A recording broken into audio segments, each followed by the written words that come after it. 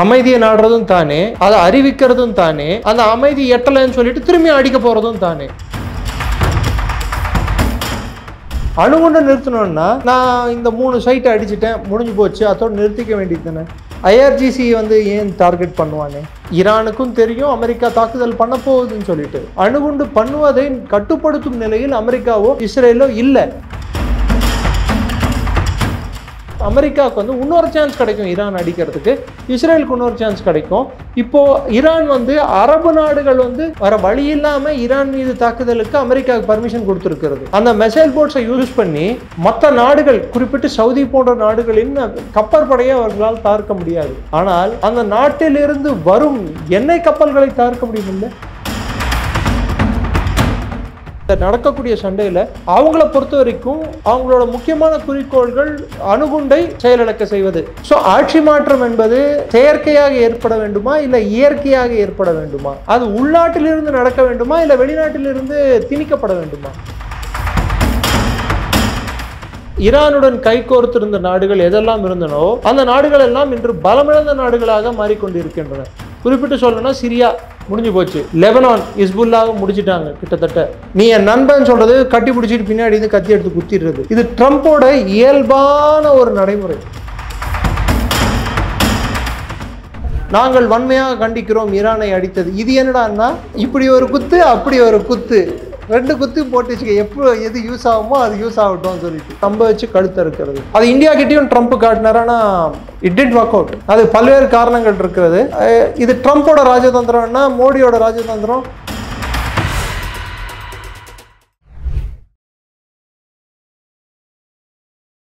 இளைய பாரத நேயர்களுக்கு வணக்கம். இன்னைக்கு நம்ம நேர்காணலில் நம்ம சிறப்பு விருந்தினர் ஜியோ பொலிட்டிக்கல் அனலிஸ்டாக இருக்கக்கூடிய நம்ம டாக்டர் நிரஞ்சன் சார் அவர்கள் தான். சார் வணக்கம். சார் வணக்கம். வார் இஸ்ரேலுக்கும் ஈரானுக்கும் தான் சார் வார் போயிட்டு இருந்தது. இப்போ திடீர்னு அப்படியே யூட்டர்ன் எடுத்து ஈரானுக்கும் அமெரிக்காவும் வார் வர அளவுக்கு ஆயிடுச்சே சார். என்னதான் நடந்தது அந்த இடத்துல? எங்கே யூட்டர்ன் ஆக ஆரம்பிச்சது? மேக்கவெல்லின்னு ஒருத்தர் இருந்தார் 15th century. அவர் எழுதின புக் தான் த பிரின்ஸ்ன்னு சொல்லிட்டு, ஒரு ஸ்ட்ராட்டஜிஸ்ட், ஒரு போர் வியூகத்தை பற்றி நிறைய எழுதியிருக்காரு. அந்த மேக்கவெல்லி சொன்ன ஒரு டாக்டர் மேட்மேன் தியரி அப்படின்னு சொல்லுவாங்க.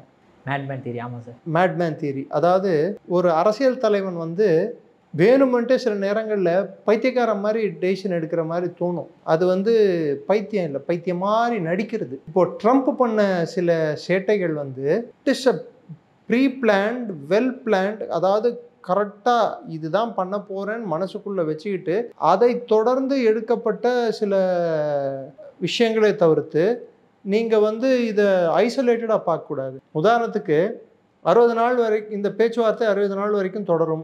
இஸ்ரேலில் 12 நாள் வரைக்கும் நான் எந்த ஆக்ஷனும் எடுக்க வேணாம்னு சொல்லியிருக்கேன். அந்த 12 நாளுக்குள்ளே அங்கே இருக்க கொத்தாரில் இருக்கக்கூடிய தளவானங்களில் இருக்கக்கூடிய அமெரிக்க படைகள் உடனே நாடு திரும்பணும்னு சொன்னது, அங்கே இருக்கிற பிளேனுங்களை வலிச்சு எடுத்துகிட்டு போனது, அங்கே இருக்கிற கப்பல்களை எடுத்தது, அங்கே அந்த வளைகுடா பகுதிகளில் இருக்கிற அமெரிக்கன் பிரசன்ஸையே கிட்டத்தட்ட 0 நிலைக்கு எடுத்துகிட்டு வந்தது. இதெல்லாம் பண்ண பிற்பாடு திடீர்னுட்டு இஸ்ரேலுக்கு சாதகமாக இந்த தாக்குதலானது நடத்தின ஒரு நாளுக்குள்ளேயே இது இந்த சண்டை போர் நிறுத்தத்தை எட்டிவிட்டது அப்படின்னு தன்னிச்சையை அறிவிக்கிறது. இப்போது அடிக்கிறதும் தானே, அமைதியை நாடுறதும் தானே, அதை அறிவிக்கிறதும் தானே, அந்த அமைதி எட்டலைன்னு சொல்லிட்டு திரும்பி அடிக்க போகிறதும் தானே. ஸோ ஒவ்வொரு இதுலேயும் he is setting a benchmark. So இது ஒரு பைத்தியகாரம் பண்ணுற செயலை நம்ம பார்க்கக்கூடாது. There is a method behind this madness அப்படின்வாங்க சார். பட் நம்மளுக்கு அந்த மீடியாவில் ப்ரொஜெக்ஷன் பண்ணும்போது நம்மளுக்கு அப்படி தானே சரி, என்னையா அப்படி பேசினேன், இப்போ இப்படி பேசினேன், இப்படி பேசிக்கிட்டு இருக்கேன் அப்படின்ற மாதிரி தான் சார் எல்லா பீப்புளுக்கு தோணும். அது it is an art of deception. இல்லை, நம்ம வச்சு கழுத்த இருக்கிறதுன்னு பகையாளி குடியை உறவாடி கெடு.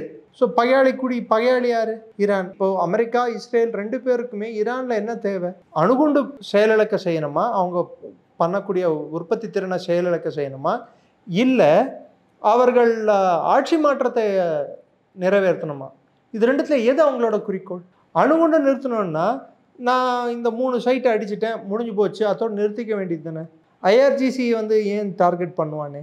2வது, நீங்கள் ஒன்று நல்லா பாருங்கள், இவங்க வந்து நான் ஃபர்டோவை அடிக்க போகிறேன், இஸ்ஃபான் அடிக்க போகிறேன், நட்டான்ஸ் அடிக்க போகிறேன்னு சொன்ன பிற்பாடு அந்த இடங்களில் இறங்கக்கூடிய சென்ட்ரிஃபியூக்ஸை அடிக்க முடியுமே தவிர்த்து அந்த 400 கேஜி யுரேனியம் என்ரிச்டு யுரேனியமை அவங்க வேறு இடத்துக்கு மாற்றாமல் இருந்திருப்பாங்களா?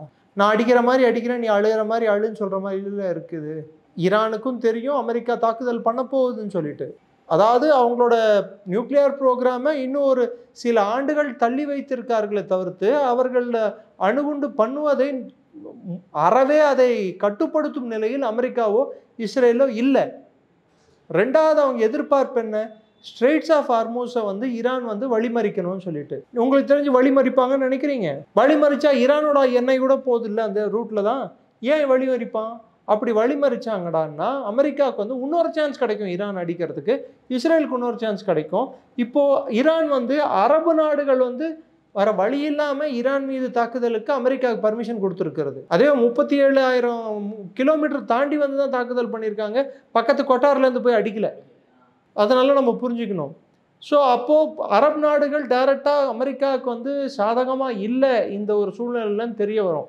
அமெரிக்காவுக்கு சாதகமாக அந்த சூழ்நிலையை ஏற்படுத்தணும்னா அமெரிக்கா என்ன பண்ணணும்? அமெரிக்கா பண்ண வேண்டியது ஈரான் செய்யக்கூடிய ஒரே ஒரு தவறினால் அமெரிக்காவுக்கு வந்து ஒரு சான்ஸ் கிடைக்கும். அந்த தவறு என்னவா இருக்கக்கூடும்? ஹார்மோஸை வழிமறித்தால். சரி, வழிமறித்தால்னா அதென்ன அவ்வளோ ஈஸின்னு நினைக்கிறீங்களா? ஈரானுக்கு முதல்ல அந்த பலம் இருக்கிறதா? அங்கே எல்லாரும் சொன்னாங்க ஹார்மோஸ் ஸ்ட்ரெய்ட்டை மடிச்சிட்டாங்கன்னா என்ன வராது, என்ன வராது. முதல்ல ஈரானுக்கு அந்த கெப்பாசிட்டி இல்லைங்க. ஈரானோட கப்பல் படையோட கெப்பாசிட்டி வந்து அவங்கக்கிட்ட வந்து 20,000 டன்னு 15,000 டன்னு தாங்கக்கூடிய கப்பல்கள் இல்லை. அவங்க IRGC கிட்ட மெசைல் போட்ஸ் இருக்குது. ஒவ்வொரு மெசைல் போட்லேயும் 5, 6 மெசைல் 7 மெசைல் தாக்கக்கூடிய மெசைல் போட்ஸ் இருக்குது. அது மாதிரி பல 100 மெசைல் போட்ஸ் வச்சுருக்காங்க. அந்த மெசைல் போட்ஸை யூஸ் பண்ணி மற்ற நாடுகள், குறிப்பிட்டு சவுதி போன்ற நாடுகளின் கப்பற்படையை அவர்களால் தாக்க முடியாது. ஆனால் அந்த நாட்டிலிருந்து வரும் எண்ணெய் கப்பல்களை தாக்க முடியும் இல்லை? ஒரு 10-15 எண்ணெய் கப்பலை அடித்தாங்கன்னா அது அப்படியே ஆல்மோஸ்ட்லேயே முழுகிடுச்சுன்னா அப்போ என்ன ஆகும்? ஸோ அந்த சண்டையானது இஸ்ரேலை வந்து ஒதுக்கிடுவாங்க, அரபு நாடுகளுக்கும் ஈரானுக்கும் நடக்கக்கூடிய ஒரு சண்டையாக மாறணும். அதனால் அமெரிக்காவுக்கு இன்னொரு சான்ஸ் கிடைக்கும்னு சொல்லிட்டு ஒரு திங்கிங் ஓடிக்கிட்டு இருக்கு. ஸோ இதை நீங்கள் கருத்தில் கொள்ள வேண்டும். நம்ம இந்த மொத்த சண்டையில் நம்ம இந்த ஆர்கிடெக்சர், அதாவது இந்த நடக்கக்கூடிய சண்டையில் அவங்கள பொறுத்த வரைக்கும் அவங்களோட முக்கியமான குறிக்கோள்கள் அணுகுண்டை செயலிழக்க செய்வது. ரெண்டாவது தான் ஆட்சி மாற்றம். ஆட்சி மாற்றம் எடுத்துகிட்டு வர்றதுக்கு அவங்க ஏன் ரைசிங் லயன்னு பேர் வச்சுருக்காங்க கொஞ்சம் பாருங்கள். ஏன்னா சூரியன் வந்து உதிக்கிற மாதிரி இருக்கிற எம்ப்ளம் கீழே சிங்கத்தோட எம்ப்ளம் தான் பழைய ஈரானோட ஃப்ளாக். ஷா ஈரானோட ஃப்ளாக் வந்து சூரியன் உதிக்கும் சூரியன் கீழ் இருக்கும் சிங்கம். இதுதான் ஷா ஆஃப் ஈரானோட ஃப்ளாக். ஈரானோட பழைய ஃப்ளாக் இதுதான், இப்போ இருக்கிற ஃப்ளாக் இல்லை. இதுதான் ரைசிங் லயன். திரும்பியும் ஷா குடும்பத்தை அங்கே எடுத்துகிட்டு போய் நிறுவறதுக்கு ட்ரை பண்ணுறாங்களா? சரி, அப்படி ட்ரை பண்ணால் அங்கே இருக்கிற மக்கள் ஏற்றுக்கொள்ளும் மனநிலையில் உள்ளார்களா? ஸோ ஆட்சி மாற்றம் என்பது செயற்கையாக ஏற்பட வேண்டுமா இல்லை இயற்கையாக ஏற்பட வேண்டுமா? அந்த நாட்டு மக்கள் அந்த ஆட்சி மாற்றத்தை கோரினாலும் அது உள்நாட்டிலிருந்து நடக்க வேண்டுமா இல்லை வெளிநாட்டிலிருந்து திணிக்கப்பட வேண்டுமா? அப்படி வெளிநாட்டிலிருந்து திணிக்கப்பட்டால் ஈரான் இன்னொரு ஈராக்காக மாறக்கூடும். சார், இப்போ ஏன் சார் அந்த அயதுல்லா அலி காமேனி வந்து இப்போ ஆட்சி மாற்றம் பண்ணணும்னு நினைக்கிறாங்க மற்ற அமெரிக்காவட்டும் இஸ்ரேல் ஆகட்டும்? ஃபர்ஸ்ட் ஆஃப் ஆல் கமேனி எப்படி ஆட்சிக்கு வந்தார்னு எடுத்து பாருங்கள். ஷா ஆஃப் ஈரான் வந்து 73 யாம் கப்பூர் வாருக்கு அப்புறம் ஃபைசல், கிங் ஃபைசல், சவுதி அரேபியாவோட மன்னரும் ஷா ஆஃப் ஈரான் 2 பேரும் சேர்ந்து ஒரு முடிவுக்கு வருகிறார்கள். ஒபெக் ஃபார்ம் செய்கிறதுக்கு கொஞ்சம் முன்னாடி எண்ணெய் விலை உயர்கிறது. ஒரேடியாக ஏற்றுறாங்க எண்ணெய் விலையை, கச்சா எண்ணெய் விலையை. இது அமெரிக்கா எதிர்க்கிறது. ஷா ஃபைசல் அவர் குடும்பத்தினராலே கொல்லப்படுகிறார். அதாவது ஷா ஃபைசல் என்ற கிங் ஃபைசல் கொல்லப்படுகிறார், சவுதி மன்னர். ஷா ஆஃப் ஈரான் மீது ஒரு கிளர்ச்சி வெடிக்கிறது. முதல்ல வெடித்த கிளர்ச்சி என்றது வந்து அத்தியாவசிய பொருட்கள் கிடைக்கவில்லை, தேவையானதை வந்து பற்றாக்குறை இருக்கிறது என்று ஊர்ப்புறங்களில் இருக்கும் மக்கள் கம்யூனிச சித்தாந்தத்தை அடிப்படையாக கொண்டு எழுந்த கிளர்ச்சி தான் ஈரானில். அந்த கிளர்ச்சி மீது இஸ்லாமிய சாயம் பூசி அயத்துல்லா குமேனியை எடுத்துட்டு வந்து நிறுவனத்துக்கு முக்கியமான வழிவகுத்தது வந்து அமெரிக்கா, பிரிட்டன், பிரான்ஸ். இவங்க தான் கொண்டு வந்து பிரான்ஸ்ல இருந்தது தான் குமேனி. இப்போ இருக்கிற கமேனி இல்லை, ஃபர்ஸ்ட் இருந்த அயத்துல்லா குமேனி. அவரை எடுத்துட்டு வந்து இங்கே நிறுவனதே வந்து பிரான்ஸ்ல இருந்து வந்த ஆள் தான். ஸோ அமெரிக்கா அதுக்கு வழிவகுத்தது. ஷியாவோட ஆட்சியை வந்து அதை முறிக்கணும், அதோட செயல்பாடுகளை அழிக்கணும், ஷா ஃபிரானை வந்து ஒன்றும் இல்லாமல் பண்ணோன்னு சொல்லிட்டு முடிவெடுத்தது அமெரிக்கா. இப்போது அவர்களோட தேவை 40 ஆண்டு காலம். அவர்கள் பல்வேறு போர்கள், பல்வேறு தடைகள், பல்வேறு பொருளாதார சிக்கல்கள், நெருக்கடிகள், இதையெல்லாம் தாண்டி அவர்கள் தன்னிச்சையாக அவர்கள் நாடு நின்று காட்டி கொண்டிருக்கிறது. மொத்தம் அந்த வளைகுடா பகுதிகளில் ஈரான் தன்னிச்சையாக வந்து இஸ்ரேலுக்கு டஃப் கொடுக்குற அளவுக்கு இருக்கிற ஒரே நாடு அவங்க தான். மற்ற இஸ்லாமிய அரபு நாடுகள் எல்லாம் இஸ்ரேலுக்கு டஃப் கொடுக்க முடியல. ஒரு சமயம் சில நாடுகள் காம்ப்ரமைஸ் ஆகிருக்கு இஸ்ரேல் கூட. உதாரணத்துக்கு ஜார்டன், ஈஜிப்ட் வந்து கேம்ப் டேவிட் அக்கார்ட் 77 காம்ப்ரமைஸ் ஆகிட்டாங்க. மற்ற நாடுகள் இப்போ UAE, சவுதி அரேபியா போன ட்ரம்ப் அரசாங்கம் இருக்கும்போது அப்ராஹாமிக் அக்கார்ட்ஸ்ன்னு எல்லாருக்கும் பரவலாக தெரியும், காம்ப்ரமைஸ் ஆகிட்டாங்க. மிச்சம் இருக்கிற அரபு நாடுகள் யமன் இஸ்ரேலுக்கு எதிர்த்து சண்டை போட்டு கொண்டு இருக்கிறது. ஒமன் கிட்டத்தட்ட காம்ப்ரமைஸ் ஆகிடுச்சு. இப்போ எந்த நாடு இஸ்ரேல் கூட காம்ப்ரமைஸ் ஆகாமல் இருக்குன்னு பார்த்தீங்கன்னா ஈராக் ஒரு நாடாகவே இல்லை, அது ஒரு டைஃபங்க்ஷனல் ஸ்டேட்டாக மாற்றினது தான் மிச்சம் அமெரிக்கா பண்ணது. வெப்பன்ஸ் ஆஃப் மாஸ் டிஸ்ட்ரக்ஷன் இருக்குன்னு சொல்லி உள்ளே நுழைஞ்சு, அணு ஆயுதங்கள் இருக்குன்னு சொல்லி அந்த நாட்டுக்குள்ளே நுழைஞ்சு அந்த நாட்டையே சூறையாடி சின்ன பின்னமாக்கிட்டாங்க.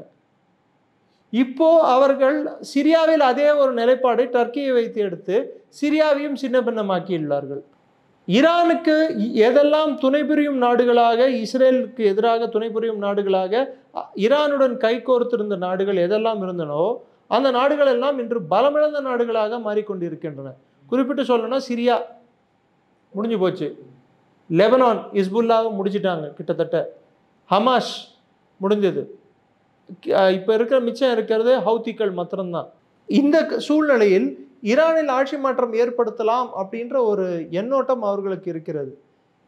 அதுக்கு இன்னொரு காரணம் ரஷ்யா நடுவில் வந்து அவன் வந்து புட்டின் சில ஸ்டேட்மெண்ட்ஸ் வெளியிடுறாரு. நான் வந்து இந்த இந்த யுத்தத்தை நிறுத்த வேண்டும், இல்லை இது வேற விதமான 3ஆம் உலகப் போர் மாறக்கூடும் அப்படின்ட்டு ரஷ்யாவோட வெளியுறவுத்துறை அமைச்சர் சர்கி லாவ்ரோவ் அவரே அறிவித்துள்ளார். ஸோ இது அடுத்த கட்ட சண்டையாக நவரும் பட்சத்தில் அப்போ ரஷ்யா இந்த பிரச்சனையில் உள்வரும், இந்த உள்ளே வரக்கூடிய நிலை இருந்தால் அப்போது இந்த பிரச்சனை எந்த கட்டத்தை எட்டும் என்பது கற்பனைக்கும் மிஞ்சியதாக உள்ளது. இது ஒரு உலகளாவிய போராக மாறக்கூடும் என்பதுதான் ஒரு அச்சம். ஆனால் ட்ரம்ப்போட மேவரிக் நேச்சர், ட்ரம்ப் மேவரிக் இல்லை. there is a method to his madness. நான் ஏற்கனவே சொன்ன மாதிரி அதோ பார் அங்கேருந்து அடிக்க வரான் பாருன்னு சொல்ல வேண்டியது இங்கே போய் அடிக்கிறது. நீ என் நண்பன் சொல்கிறது கட்டி பிடிச்சிட்டு பின்னாடி இருந்து கத்தி எடுத்து குத்திடுறது. இது ட்ரம்ப்போட இயல்பான ஒரு நடைமுறை. Deception, is politics is fully based on deception. டிசப்ஷன்னா நம்ப வச்சு கழுத்த இருக்கிறது. அது இந்தியா கிட்டேயும் ட்ரம்ப் காட்டினார், ஆனால் இட் டிட் ஒர்க் அவுட். அது பல்வேறு காரணங்கள் இருக்கிறது. இது ட்ரம்ப்போட ராஜதந்திரம்னா மோடியோட ராஜதந்திரம் எதிர்பாராதை எதிர்பார்க்க வேண்டும் என்பது எல்லோரும் சொல்வார்கள். அது மோடியோட ராஜதந்திரம். 2 நாடுகளோட தலைவர்கள் பேசின விஷயத்த ப்ரெஸ்ஸுக்கு இதுதான் பேசணும்னு சொல்லி யாரும் சொல்ல மாட்டாங்க. நான் இதுதான் பேசினேன், அந்த ஆள் இது கேட்டார், நான் இந்த பதில் சொன்னேன், நான் இது கேட்டார் இது சொன்னேன், இது கேட்டார் இது சொன்னேன், இதுக்கு நான் மறுத்தேன், எல்லாத்தையும் போட்டு காட்டிட்டாங்க. ஸோ ட்ரம்ப் பேசின விஷயத்தையே பழிய சொன்னப்புறம் இப்போ ட்ரம்ப்புக்கு வந்து எப்படி இருக்கும்?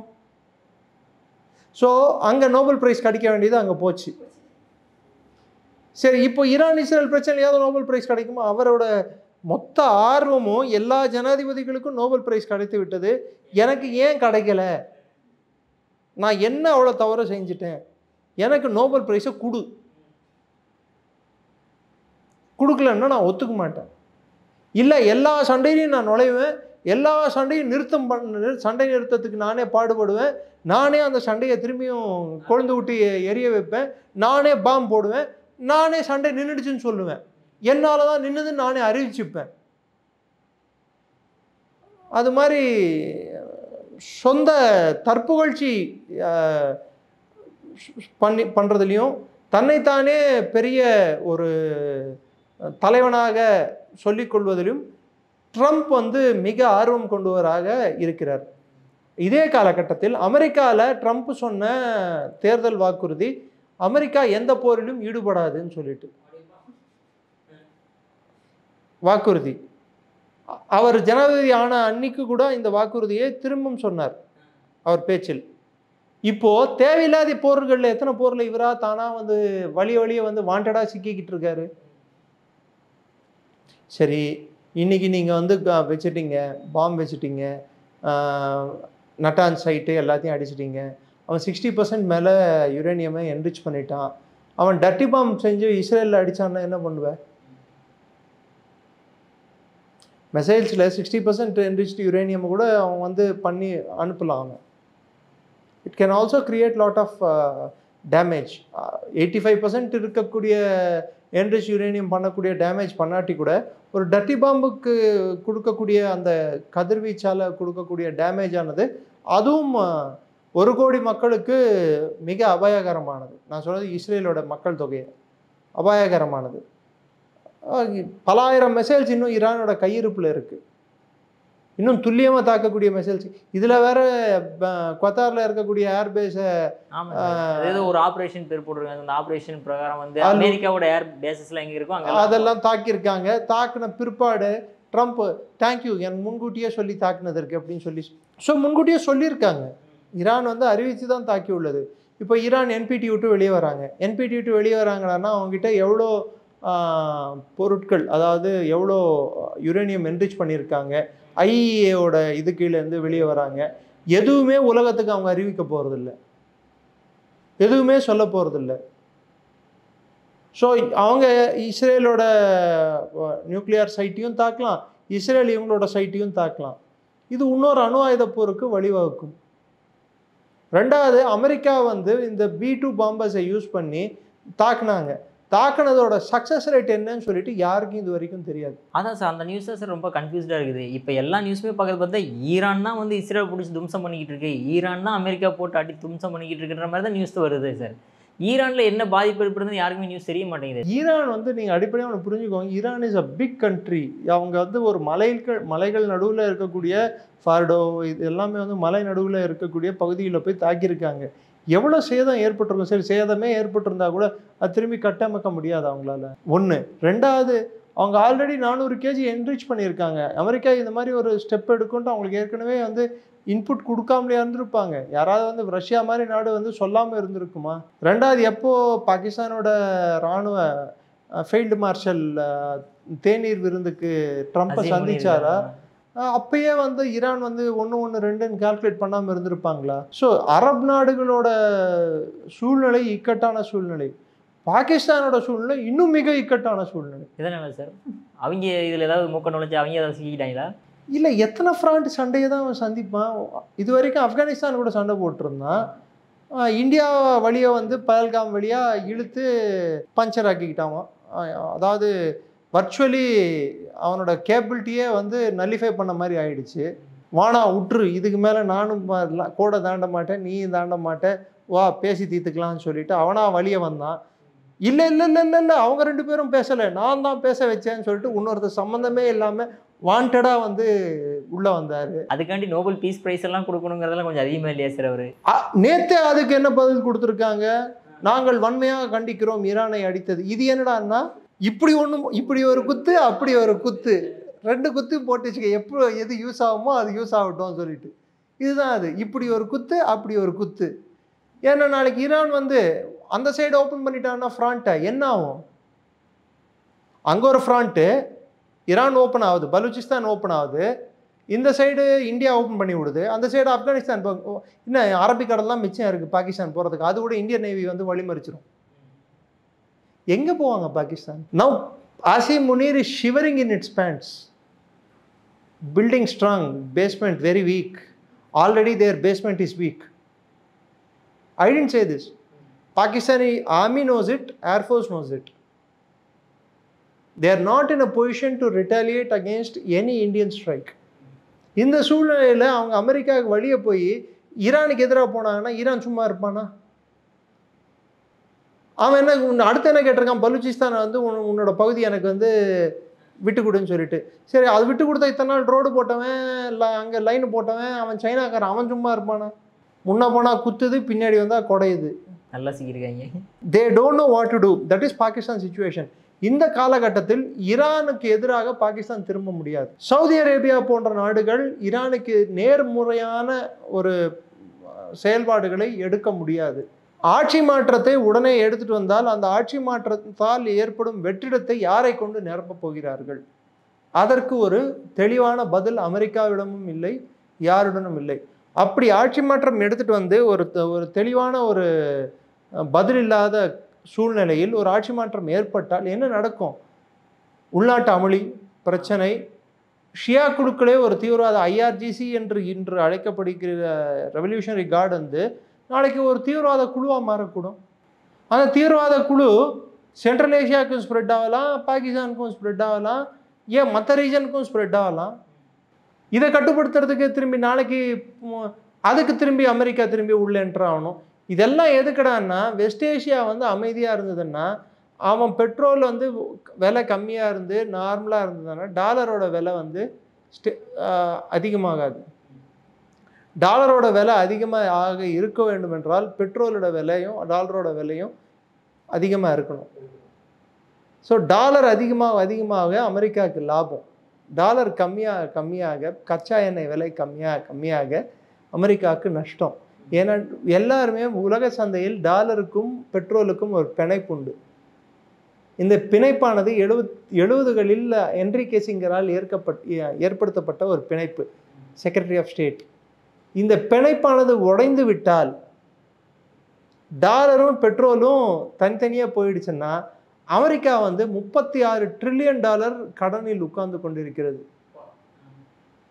வருஷம் நோட் அடிக்கிறதே வந்து அவன் பெட்ரோல் வாங்குவான், மற்ற நாடுகள் வந்து நம்ம கரன்சியை யூஸ் பண்ணுவாங்கன்னு சொல்லிட்டு, பெட்ரோல் வாங்குறதுக்கு நம்ம கரன்சி தான் மெயின் கரன்சின்னு சொல்லிட்டு அந்த நம்பிக்கையில் அடிச்சிட்டு இருக்காங்க. இப்போ அது அடித்த கரன்சியோட வேல்யூ என்ன புரியுதுங்களா? அது வந்து செல்லா நோட்டு, ஸ்கிராப்பு. அப்புறம் அமெரிக்காவோட பொருளாதார வீழ்ச்சி என்பது தீர்மானிக்கப்படும். ஸோ இந்த காரணங்களால் வெஸ்ட் ஏஷியாவில் வந்து இந்த அமளியானது தொடர்வதை அமெரிக்க அரசாங்கம் விரும்பும். மூணாவது முக்கியமானது எடுத்து பார்த்தோம்னா, ஃபஸ்ட்டு நான் சொன்னது வந்து ஆட்சி மாற்றங்கள் ஏற்படுத்துறதுக்கான தேவை. ரெண்டாவது வந்து பெட்ரோலுக்கும் டாலருக்கும் உள்ள பிணைப்பு. மூணாவது ரஷ்யா வந்து அவர்கள் பிரச்சனைகளே அவர்கள் மூழ்கி இருக்க வேண்டும். அவர்கள் இந்திய பெருங்கடலை ஒட்டி வரக்கூடாது. இந்திய பெருங்கடலை ஒட்டி அவர்கள் வந்துவிட்டால் அமெரிக்காவின் வல்லரசு என்ற அந்த ஒரு ஆதிக்கத்தன்மையும் அந்த ஒரு தைரியமும் அந்த ஒரு நான் தான் அப்படின்னு சொல்கிற அந்த ஒரு பொசிஷனும் வந்து அடிவாங்க. ஸோ அதை அவங்க ஏற்றிருக்க மாட்டாங்க.